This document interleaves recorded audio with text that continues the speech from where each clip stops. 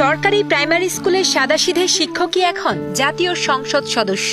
MP হওয়ার পর শত ব্যস্ততার মাঝে এখনো নিজ হাতে নিজের জমিতে কৃষি কাজ করেন জামায়াতে ইসলাম থেকে নির্বাচন করা বীর মুক্তিযোদ্ধা আব্দুল ওয়ারেজ। বিলাসী জীবন ছেড়ে সর্বদা মিলেমিশে থাকেন গ্রামের সাধারণ মানুষের সাথে। সততার চাদরে মোড়ানো এই মানুষটি জয় করেছেন গাইবান্ধার সাঘাটা ফুলছড়ির হাজারো মানুষের হৃদয়।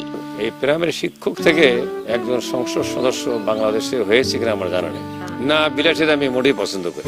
২৬-এর নির্বাচনে সাধারণ মানুষের অকৃত্রিম ভালোবাসায় গাইবান্ধা ৫ আসন থেকে সংসদ সদস্য নির্বাচিত হয়েছেন জামায়াতে ইসলামের প্রার্থী বীর মুক্তিযোদ্ধা আব্দুল ওয়ারেজ।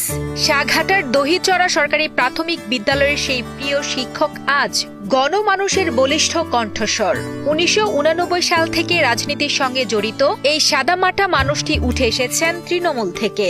কৃষক পরিবারে বড় হওয়া আব্দুল ওয়ারেজ সংসদ সদস্য হওয়ার পর পদমর্যাদা বদলালেও একটু বদলায়নি তার মাটির প্রতি গভীর টান আর মানুষের প্রতি অকৃত্রিম ভালোবাসা। আমি একজন সাধারণ মানুষ, কৃষকের সন্তান এবং একজন প্রাইমারি স্কুল টিচার ছিলাম, সরকারি প্রাইমারি স্কুল টিচার ছিলাম। আমার জ্যাঠা উনি প্রাইমারি টিচার ছিলেন ৩ টাকা বেতন পেতেন। আমার তো চাকরি হতো ২২০ টাকা বেতনের চাকরি। সীমিত আয়ের ভিতরে আমি সাধারণ জীবনযাপন করেছি, কৃষকের সন্তান। ব্যক্তিগত জীবনে অত্যন্ত নিরহংকার ও শান্ত স্বভাবের এই মানুষটি এলাকাবাসীর কাছে এক আস্থার প্রতীক।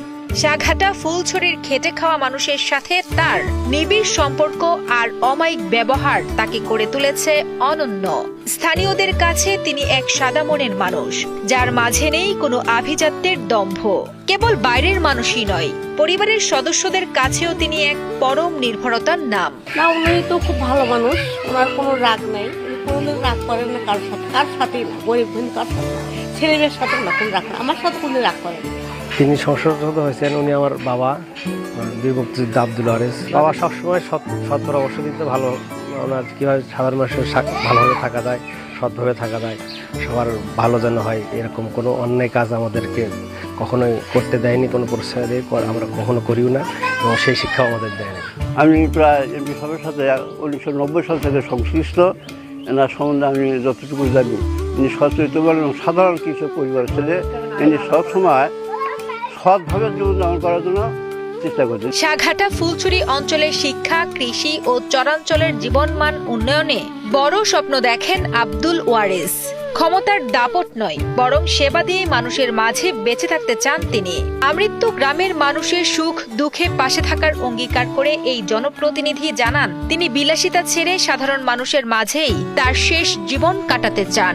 আমি সাধারণ পরিবারের সদস্য, গ্রামের, আমি এখানে মানুষ হয়েছি, লেখাপড়া করেছি, গ্রামে বসবাস করছি এবং আমৃত্যু গ্রামে থাকতে চাই।